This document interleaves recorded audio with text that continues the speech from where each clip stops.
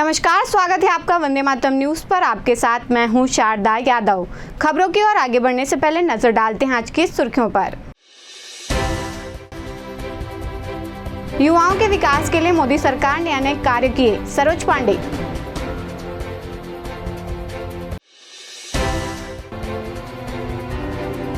सड़क किनारे के सूखे पेड़ कहीं जानलेवा न बन जाएं।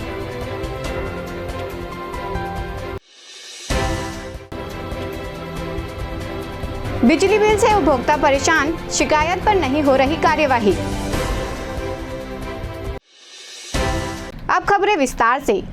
बीजेपी की राष्ट्रीय उपाध्यक्ष एवं कोरबा लोकसभा की प्रत्याशी सरोज पांडे रामपुर विधानसभा के नोनबिरा ग्राम में युवा मोर्चा की सभा में पहुंची, जहां उनका जगह जगह पर युवाओं ने गर्मजोशी के साथ स्वागत किया और बाइक रैली निकाली।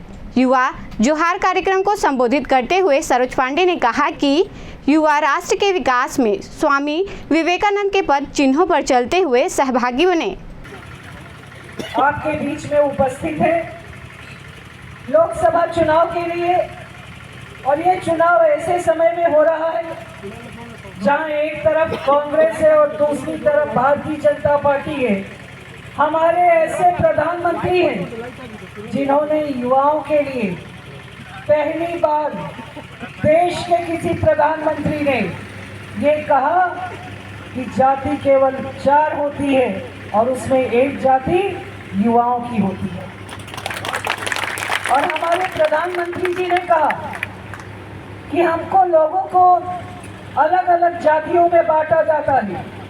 उन्होंने कहा कि एक जाति युवा है, एक महिला है, एक गरीब है और एक किसान है। ये 4 जातियों के लिए हम काम करते हैं।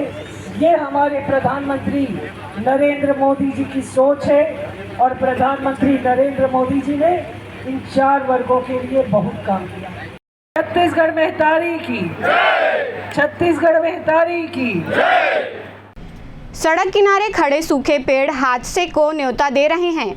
आंधी तूफान की स्थिति में यह पेड़ गिर सकते हैं और कोई बड़ी घटना होने की आशंका से इनकार नहीं किया जा सकता है।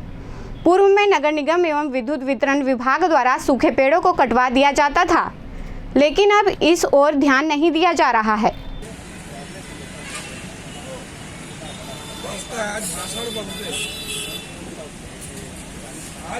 तो भैया जो सूखा जो पौधा है वो जो मर गया है तो उसको निगम को हटा देना चाहिए, क्योंकि जैसे आंधी तूफान आता है तो टूटने का वो डर भी रहता है और इसमें हानि भी हो सकता है। तो इसलिए जो मर गया है जो पौधा उसको नियमतः हटा देना चाहिए नियम के तहत। और सूखा है उसको कटवाना चाहिए। निगम को कहीं भी गिर जाएगा, ऑटो के ऊपर भी गिर सकता है, ठेले के ऊपर गिर सकता है, पब्लिक के ऊपर गिर सकता है। दुर्घटना हवा तूफान का समय आ रहा है, बरसात एक गिर चुका है पहले से। अच्छा, ये इसका भी नंबर है, इसको कटवाना चाहिए। यहाँ पे क्या ठेला वगैरह लगा है, गाड़ी है? ये ठेला लोग गाड़ी भी लगती है, ऑटो बाइक लगती है, होटल है, ठेला है। जो नाश्ता पानी करेगा वो रुकेगा, जो ऑटो में बैठेगा वो उतरेगा, बैठेगा। उससे समय घटना घट गया तो क्या करेगा? इसको कटवाना चाहिए निगम को। बिजली बिल को लेकर उपभोक्ताओं में भारी आक्रोश देखा जा रहा है। विभाग द्वारा रीडिंग बिल न देकर औसत बिल दिया जाता है, जो कि खपत से अधिक होता है। उपभोक्ता जब अपनी शिकायत लेकर वितरण विभाग के कार्यालय पहुंचता है तो उसे उल्टा और अधिक बिल थमा दिया जाता है। दोहरी मार से आम नागरिक परेशान हैं और उनकी समस्या का समाधान नहीं हो रहा है।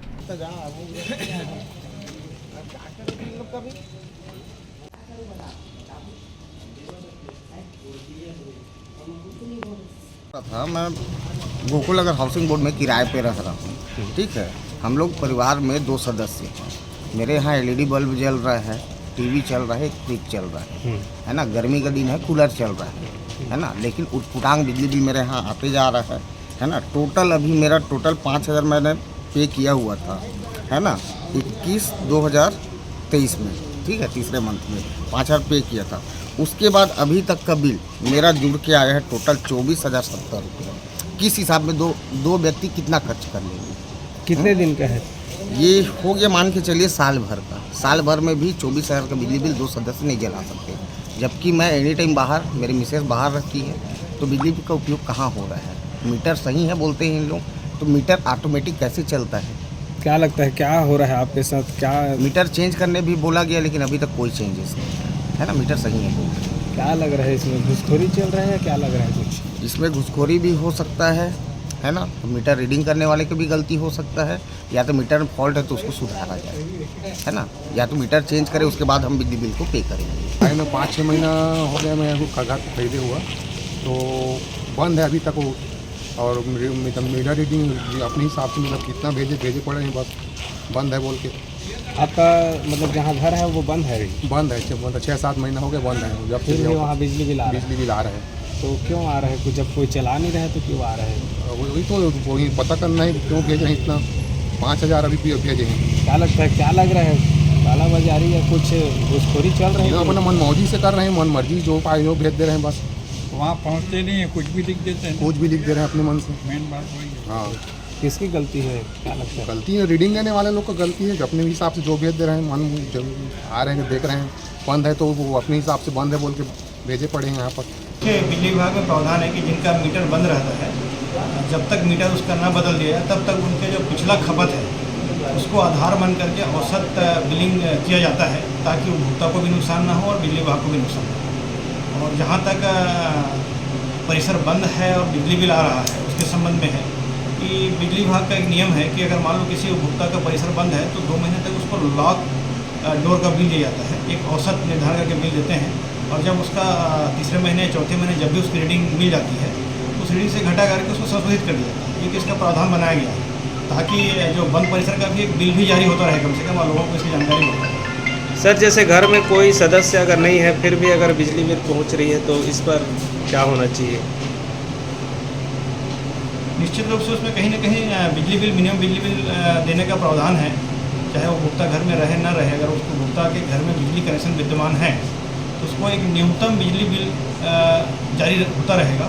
और अगर वो लिखित रूप से सूचित कर देते हैं कि भाई हम इस अवधि से नहीं रहेंगे, हमारा कनेक्शन विच्छेद कर दिया जाए, तो फिर हम लोग उनके आवेदन के आधार पर कनेक्शन विच्छेदित कर देते हैं और बिल नहीं जाता है। बालको के परसाभाटा चौक में हादसे के बाद 24 घंटे से अधिक समय तक चले चक्का जाम प्रदर्शन को प्रशासन ने बड़ी मेहनत के बाद समाप्त करने में सफलता पाई। मृतक के परिजन को मुआवजा राशि दी गई, साथ ही सड़क के चौड़ीकरण के लिए एक समिति का भी गठन किया गया। गौरतलब है कि मृतक के शव को रखकर परिजनों ने रविवार को प्रदर्शन किया था।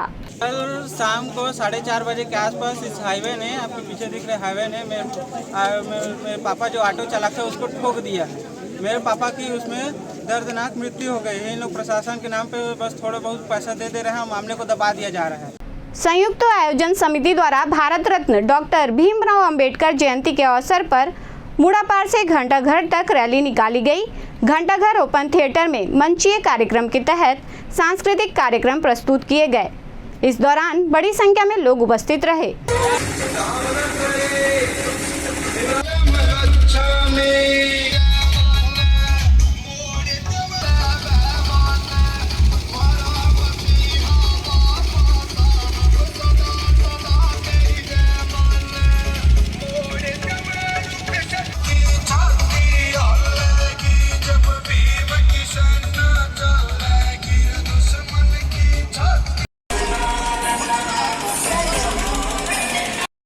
से तात्पर्य है, हम भारत के लोग से तात्पर्य है कि भारत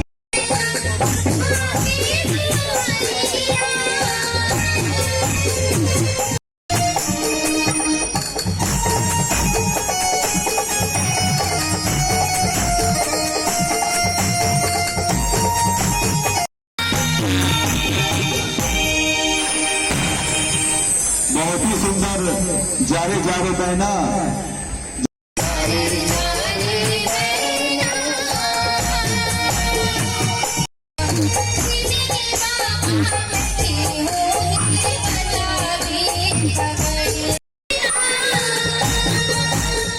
बांकी मुंगरा क्षेत्र में डॉक्टर भीमराव अंबेडकर जयंती के अवसर पर बाइक रैली एवं भव्य शोभा यात्रा निकाली गई। इसके अतिरिक्त गुरदेवा, बांकी मुंगरा और अंबेडकर नगर तक यह रैली भ्रमण की, जिसमें कर्मा नृत्य दल भी शामिल थे।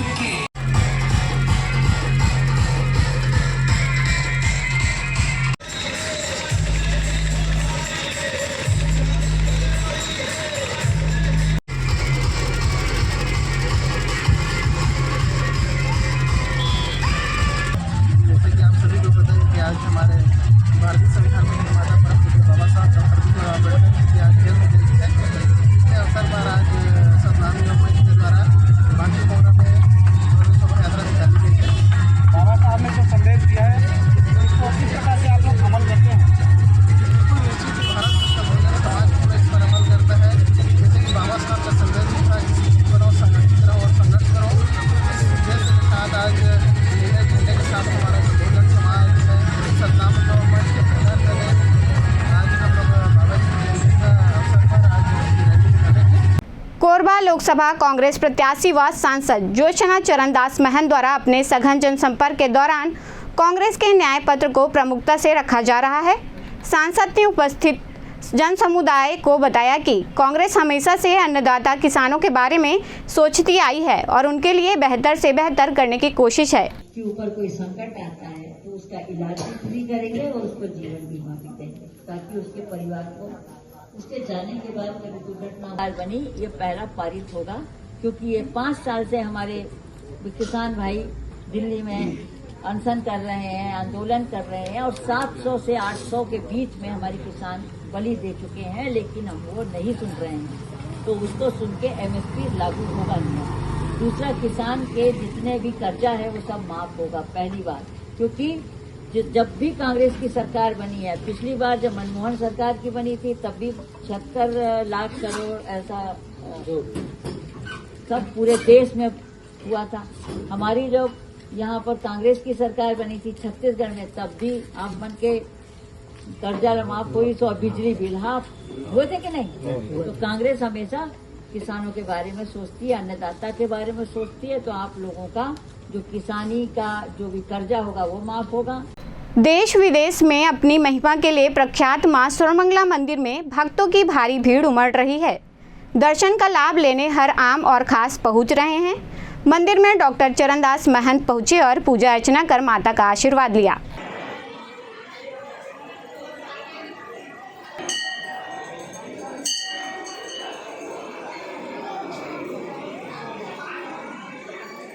हर नवरात्रि पर मैं कोशिश करता हूँ कि जहाँ जहाँ माता रानी बैठी हैं वहाँ मैं अपनी उपस्थिति दर्ज दूँ, उनको प्रणाम करूँ और वहाँ आशीर्वाद मांगता हूँ हमारे कोरबा क्षेत्र की जनता के लिए, पूरे छत्तीसगढ़ की जनता के लिए कि माँ भरपूर उनके परिवार की रक्षा करे, सुरक्षा करे और उनको सुख संपदा प्रदान करे। तो यही आशीर्वाद मांगने आया। निर्वाचन आयोग द्वारा कोरबा लोकसभा क्षेत्र के लिए अधिकृत व्यय पर्यवेक्षक मुकेश कुमार IRS ने कलेक्ट्रेट सभा कक्ष में संसदीय क्षेत्र कोरबा के सभी 8 विधानसभाओं के नोडल व्यय पर्यवेक्षकों की बैठक ली। उन्होंने संबंधितों को निर्वाचन के दौरान व्यय से संबंधित समस्त गतिविधियों पर विशेष निगरानी रखने के निर्देश दिए हैं।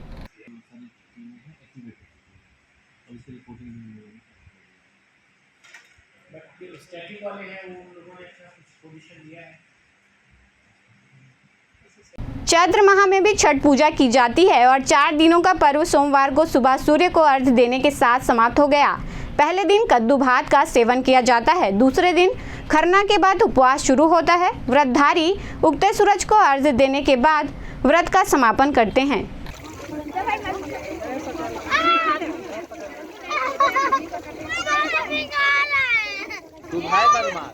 तू भीगने के लिए ही आया।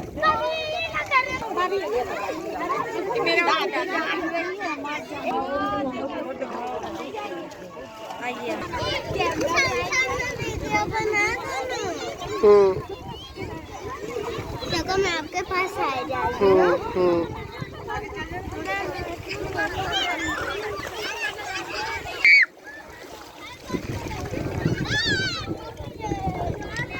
पुरानी बस्ती वार्ड क्रमांक 4 में भाजपा की लोकसभा प्रत्याशी सरोज पांडे को विजयी बनाने के लिए एक बैठक आयोजित की गई।